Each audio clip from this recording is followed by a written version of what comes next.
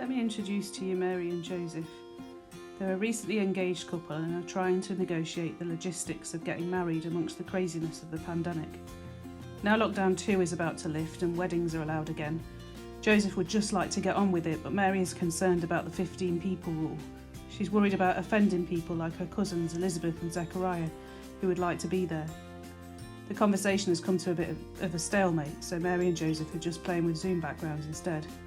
What do you think they should do?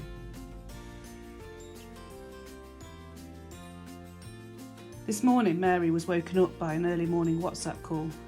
She expected it to be someone who had accidentally freaked out all the members of one of her many WhatsApp groups by pressing the group call button. But it wasn't. A bright, shining, heavenly being appeared on her screen. He introduced himself as an angel called Gabriel who had come to tell her she was going to have a baby and he was to be the saviour of the world. Mary wasn't convinced, as she hadn't really seen Joseph in person since March the 23rd. When they'd managed to sneak in a face-to-face, they'd always been excellently behaved with the no-hugging stuff. It had been tough, but they wanted to stay safe. Mary, not getting many WhatsApp calls with angels, got a feeling in her gut, though, that this wasn't a hoax. She checked Hoax Slayer to be sure, and there was nothing of this kind of thing on there. So she said, yes, let's do it. And the saviour of the world began to grow inside her. A life-changing moment for more than just Mary. A life-changing moment for the whole world. Mary, pondering what had just happened and coming to the realisation it wasn't a dream, decided to escape in her helpful 2020 reading as she contemplated what to do next. Mary, still reeling from the news yesterday that the Messiah was now growing inside her, went to see one of our church elders on the doorstep when dropping off a delivery for wise advice. Laurel believed Mary's story, which reassured her that everything would be all right and that this would be okay. Mary sang with joy all the way home, now to work out how to tell Joseph. As lockdown 2 has now finished, Mary decided she had to get it over and done with, so she invited Joseph over for a garden breakfast date. He was just pleased to see her in person, little did he know. At first, Joseph was speechless and was glad Hedgehog was there to distract him a little. Then he jumped to conclusions, believing that Mary had formed a bubble with someone behind his back. Should he stand by her because he loves her and doesn't want to see her go through this on her own? Or should he break off the engagement? But as he walked away, he was troubled. He knew Mary and knew she was faithful and trustworthy. Perhaps lockdown had affected her in ways he didn't see coming. Perhaps she was ill. Concerned about Mary and not really understanding what was going on, Joseph decided to go and talk it through with Joe, our community family project worker. He explained that he was worried about Mary's mental health and didn't know what to do. Joe suggested that Mary should talk to a GP who would be able to examine her and see what was going on. She also offered to talk with Mary if that was helpful. Joe reassured Joseph that whatever was happening with Mary, that God would look after them and he should lean on him. They read Psalm 121 together. Joseph went home wondering how to broach the subject with Mary again. Checked that she'd been on WhatsApp so he knew she was still okay. Her about description had changed to surprised but at peace. And then realised how exhausted he was and went to sleep. Joseph had a good sleep. Well, until he was woken up by a tap on the window.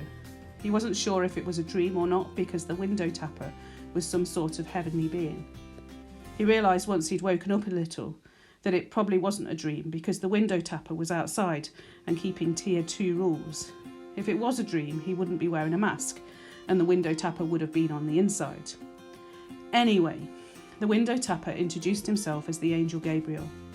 Joseph recognised that name from Mary's story and he was just about to say his piece for the confusion around Mary since Gabriel's visit, but instead he found inner peace as Gabriel told him that Mary's story was true.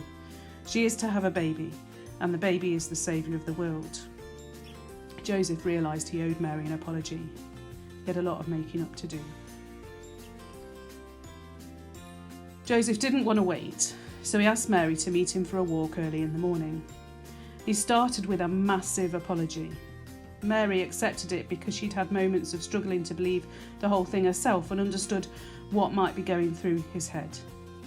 As they walked, they continued to talk and discussed what they should do next. Joseph said he would be with her all the way, and he approached to get her again the idea of getting married, despite the current restrictions. Mary said, "Yes, let's do it." Mary and Joseph, now they've made their decision, decided to just get on and do it. As Mary is carrying such a special baby, they managed to get a crazy quick marriage licence and they got married this morning. Much joy and congratulations were shared by the small congregation who were there for the big moment, followed by a swift chat in groups of no more than 6 in the car park before Mary and Joseph went home to begin married life together. Mary wants to go and visit her cousin Elizabeth, who is also pregnant but a bit further on. Elizabeth is basically still isolating and she's an older mother and she wants to stay safe. Also, her husband Zechariah is being rather unhelpful. He won't even have a conversation about the baby's name. Joseph is concerned about Mary going on public transport, what with people refusing to wear masks and everything else. So he's decided to get the old donkey out and see if he can get it going. Mary is unconvinced. It seems that Donkey is more resistant to travel than Joseph would have liked. Mary has had enough of Joseph's tinkering and wants to travel before the baby is 4 years old, so they decided she will go on the bus. Outside school times they've been quite empty anyway. And so she's set off for a day trip to see Elizabeth in her garden. She really would like to stay longer, but well, pandemic. Joseph, meanwhile, is going to ask for help with that donkey just in case there is an emergency and they need to travel somewhere. Well, that's what Mary has told him to do anyway. Mary and Joseph stumbled across some filming today. Emma and Matt from the Salvation Army were filming for something called a carol service. Mary and Joseph had no idea who Carol was and they couldn't get a straight answer because Matt and Emma were more interested in their story and asked to interview them. It was while filming that Mary realised once again just how big this story was and how much of an impact it would be on the world. She made a decision there and then to avoid too much paparazzi and make this an exclusive interview, as being filmed actually stressed her out a little amongst the nervous laughter, and she wanted to stay peaceful and calm and have a quiet pregnancy. "No more twists and turns, please," said Mary. "This year has been stressful enough as it is." As Mary and Joseph turned on the TV, there was another daily briefing. Nothing new apart from the inevitable concern that London will be moving into Tier 3. Then something alarming flashed across the screen. The news broke that there was to be a census. Mary and Joseph's ancestral home is Bethlehem. Even in the midst of the craziness of 2020, they would be expected to travel there. With Donkey broken, Mary's pregnancy, and all the travel restrictions, would it even be possible? Mary and Joseph were fed up. The census was the last straw. Another unpleasant surprise when they thought all of the unpleasant surprises of 2020 were over. They were wandering along grumbling when they bumped into Sarah Lynn. Sarah Lynn told Mary and Joseph about all the amazing work in the community she's heard about in her role as co-op member pioneer, about how the community had come together in 2020 and that there was so much good around. She was just dropping off some mince pies and other exciting things for the Christmas hampers. Mary and Joseph's mood lifted. They held on to this amazing moment of joy. "It's these things," said Joseph, "that will get us through." One of the shepherds that works on Hutchinson's bank was complaining about a cold head this morning. He has lost his hat / tea towel. We don't know why the shepherds wear tea towels, but that's what they choose. And his lockdown buzz cut does not help keep in the warmth. The shepherds were sat worried about how they were going to feed their families this Christmas. 2020 had been awful for their business. They normally supplied some of the central London restaurants, but demand had reduced dramatically, even with Eat Out to help out, and none of that money ended up with the shepherds anyway. As self-employed shepherds, the help they'd received had been minimal. They loved their jobs. Where else within the M25 would you get to sit with these views all day and see the sun come up every morning? But cold heads would need to continue until things pick up. The hat would have to wait. The sheep were a bit restless this morning, like there is something in the air, something exciting. But the shepherds couldn't work it out. Had the sheep picked up on things like animals often do? Or was the cold getting to their heads? Mary finally gave in to Joseph's pleas to go and see the midwife. Mary agreed, but insisted on choosing her midwife and made an appointment to see Ivy, who has many years of experience as a community midwife in New Addington and beyond. Ivy rang her up on the day of the appointment and asked her what she wanted to do, as she was having to self-isolate due to notification on the NHS app, even though Ivy had hardly been anywhere. Mary promised to organise an in-person appointment as soon as possible to do all the checks, but asked to meet Ivy on Zoom because she trusted her not to judge her circumstances. Ivy was having trouble with her camera, which kept on flashing to her profile picture from when she first qualified as a midwife. They had a good conversation though, and Ivy reassured her that her pregnancy was going well and she was doing the right things, after checking a very large cup of coffee was decaf. Mary breathed a big sigh of relief. She wasn't ready for this. Mary dropped into Swimming World to see Tracy and get some advice on eating and pregnancy. She's going to do this, she's going to do it the best she can. This baby is important. Tracy asked her about the baby she was carrying. The story sounded unbelievable, but there was something about Mary that made Tracy wonder. Joseph asked a few extra questions about sensible food for a packed lunch. If they were going to travel a long way, then they needed to be prepared. Mary told him he really needed to fix the donkey first. He was still wonky, and Mary was getting bigger. Mary and Joseph are still trying to work out whether it would be right to travel to Bethlehem, and weighing that up with the fact that if they don't travel, they'll be breaking the rules. They came to have a chat with Vic, who listened to their concerns and helped them to think it through. Out of the corner of her eye, Mary spotted Vic's choice of desk quote and wondered if it was a sign or perhaps just an unfortunate coincidence. No decision made, but they felt calmer, a better place to be.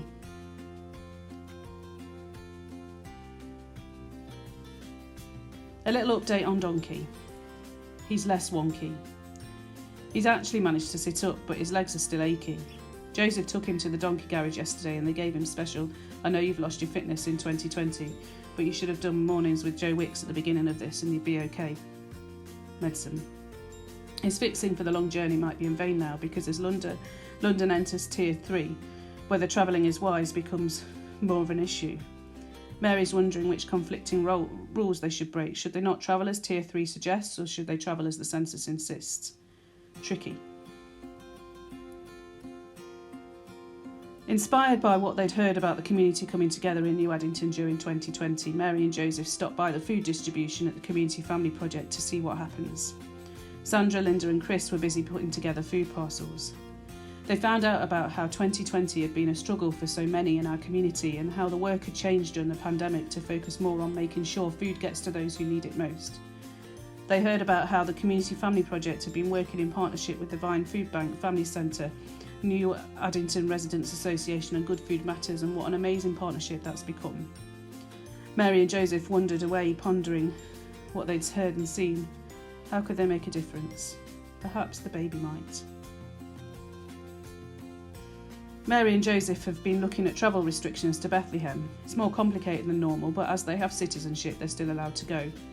They will have to isolate for 2 weeks when they get there, though, and need to provide evidence that they have somewhere to stay where they can do that. That's tricky because they've been trying to book accommodation, but despite the restrictions on travel, it seems a lot of people are making the journey anyway. They thought it might be sensible to get a test before they go to make sure they don't put anyone else at risk, but they haven't been able to book a free one for travel, despite the testing centre being only across the road from the shops. It's going to be a stretch to pay for one, and as Mary is carrying the Messiah, they thought they might get a special exemption, but no, not even for this reason. Despite the compulsory census, they're thinking that all these dead ends and brick walls might be a sign that they shouldn't travel. Their mate Micah tried to reassure them that they'll make it, but they're still not sure. After realising yesterday that travel wasn't impossible, Mary and Joseph decided they would have one last go at trying to find somewhere to stay. A friend of a friend, the Leisure, maybe had a room that they'd only just put on Airbnb to try and cash in on the influx of people travelling for the census. It's not the best. The friend of a friend had told them that the only thing that resembles a bed in there is the animal feeding trough, despite the picture on the website. But it's cheap. They booked it fast, bought surprisingly low priced donkey tickets for the 24th, and then began to make preparations. Well, that was an emotional roller coaster of a day. The news of Tier 4 is just sinking in. Stay at home. Mary and Joseph have been told. Only essential travel. What next? The big question they are wrestling with is whether travelling for a compulsory census is essential. No one will tell them the answer because the rules are only just being written, and this whole Tier 4 business came out of the sky with a crash as Mary and Joseph tried to avoid the news yesterday. Today will be about staring out the window, praying and waiting for a sign. Baby, meanwhile, feeling the tension, is kicking hard. Some wise people from the east, who are probably stuck in the west for a while now that their crossing at Dover has been delayed, were out last night looking for an early glimpse of what the papers are calling the Bethlehem star. They'd heard that this rare sighting would signify something good that would change the world forever. In 2020, they muttered to themselves, we need some good news. At that point, Camel reminded them that they had forgotten to buy camel food. Thank goodness essential shops were still open. They'd thought ahead and already bought their presents.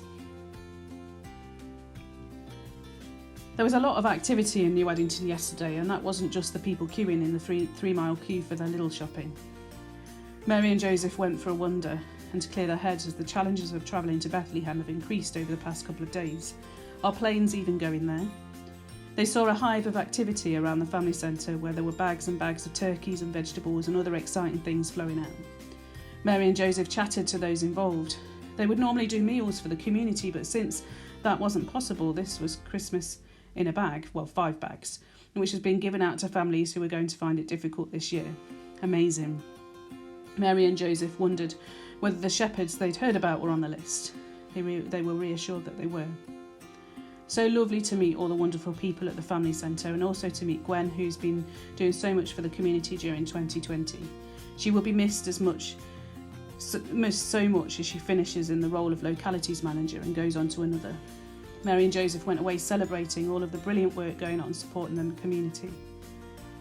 Mary and Joseph are still not quite sure what Christmas is, but it all sounds exciting.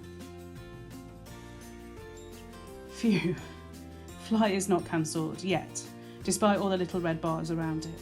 Less than 24 hours to go before getting on that plane. But will it happen?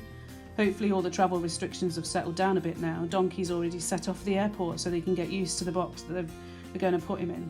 He's a little claustrophobic, and Mary is worried he's going to kick off, which won't help all the work they've done on this wonkiness. Mary and Joseph are a mixture of emotions: scared, relieved, excited, expecting, disappointment. A day of waiting, a flight, then at least they can sit down for a while before baby comes. Mary and Joseph are out of range, so the assumption is that they've made it on the flight. The shepherds and the wise men have also mysteriously disappeared. The shepherds had a scary moment when the sky filled with angels telling them not to be scared, so perhaps they're hiding under their beds. So instead, a sneak peek into where Mary and Joseph are probably staying in Bethlehem. It appears the Airbnb pictures were more than just a little misleading. However, Mary and Joseph's friend were right in saying there was a manger. An ox is enjoying that manger right now, munching a good lunch, oblivious to the heavenly angels sat quietly waiting for what is to come. The Mary and Joseph have arrived in Bethlehem, arrived at the Airbnb, and there was no time to worry about the surroundings, because on that night, the baby is born. Sadly, Donkey wasn't there to see it because he'd kicked off too much on the flight. But all the other people from the story were there. The ox, wondering what everyone was doing in his house. The shepherds had managed to catch that flight. The wise men too. As we know, the angel was always there overseeing it all. Seeing the word become flesh and move into the neighbourhood. Happy Christmas.